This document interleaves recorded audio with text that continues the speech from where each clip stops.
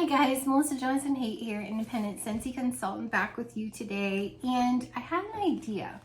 I was watching Brett and Brad, they have a YouTube channel, and they were talking about the Easter scents. And Brett was saying that Cloudberry, what scent note is that? They were going based off Cloudberry Dreams. And I was like, it was for the Violet Sponge Sugar Bar. And I was like, you're right, what is Cloudberry? It's got to be some kind of a scent note. So I went on a hunt to research, only because I was very curious, and I'll try to insert some pictures while I'm talking so that you can see what a cloudberry looks like and everything.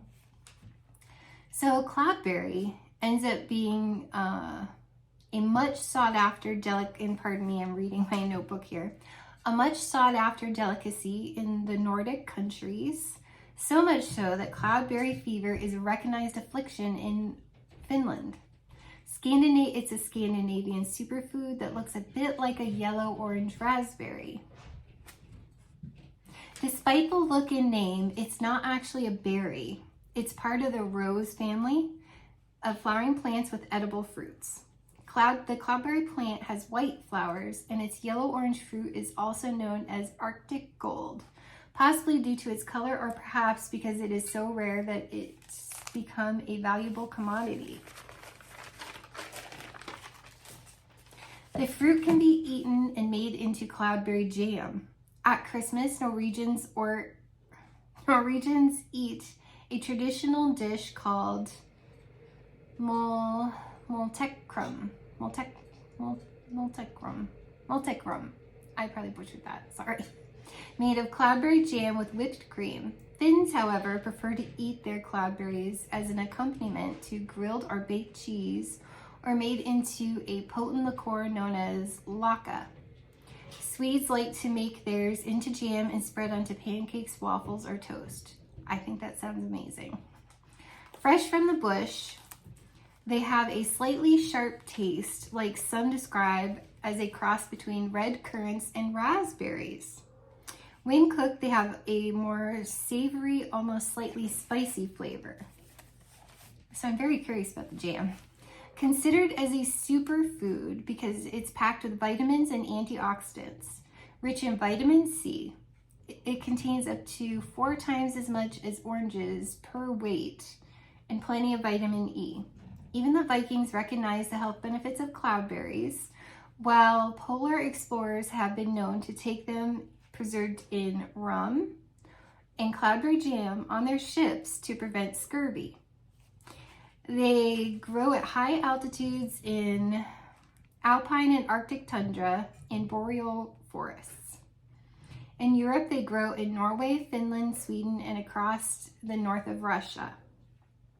They can also be found in Alaska, Canada, northern U.S. states such as Maine, New Hampshire, and Minnesota.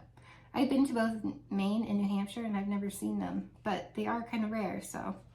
They tend to be hard to find, hence their rarity and value. They like boggy, marshy conditions, which makes sense because in Maine, they're known for cranberries. I'm pretty sure that's where ocean spray cranberries are.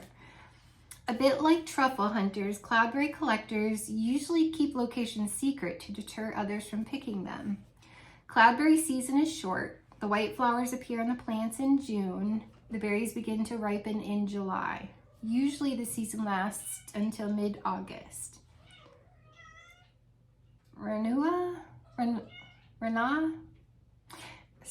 In Finland's Lapland is the self-styled cloudberry capital.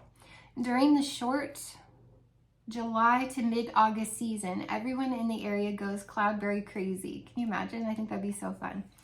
During the period, you can buy the precious fruit from local farmers markets or sign up with guides to take you to some of the best foraging spots in the area. Towards the end of the season, they host a festival with communal picnics, competitions, and more. Sounds like so much fun. Oops, I went the wrong way. The fruits can be eaten and made in... Oh, I already said this. Sorry. I flipped my page the wrong way.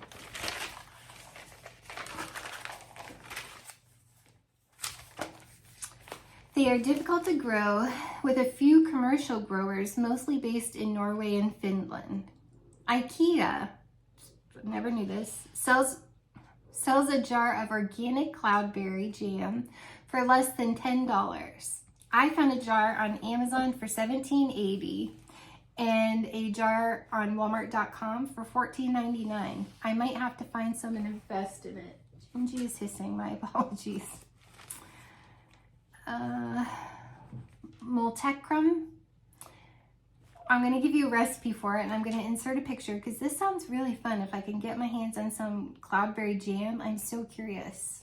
I love raspberries, so although I've not really had black currants, I think it'd be wonderful. So if you want to make the Scandinavian treat of multecrum, you would use 1 cup or 250 ml of heavy cream, 7 ounces or 200 grams of cloudberry jam, 1/2 teaspoon of vanilla extract, and a pinch of salt. You would add the cream, the vanilla, and the salt to a mixing bowl and whisk until you make whipped cream with soft peaks that form.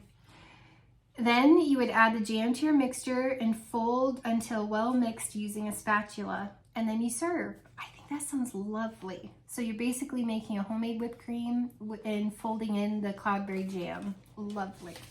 So you guys, I hope that's helpful because now whenever I hear cloudberries, I'll know that that's a tart scent note. It's similar to raspberries. It's a part of the rose family. So that would make sense why Cloudberry Dreams has a rose note to it. I found this completely fascinating. I'm glad I looked it up, and hopefully you guys find it informative too. And maybe every once in a while, I'll try to do more scent note history and make it fun, and maybe we can learn together about each of the scent notes, because I know I have fun because learning more about them, because I'm like, yeah, what is cloudberry? I've never heard of it until Scentsy. So thanks so much, you guys, and I will link the recipe below in the description box if you're interested and didn't want to follow along or stop and write it down.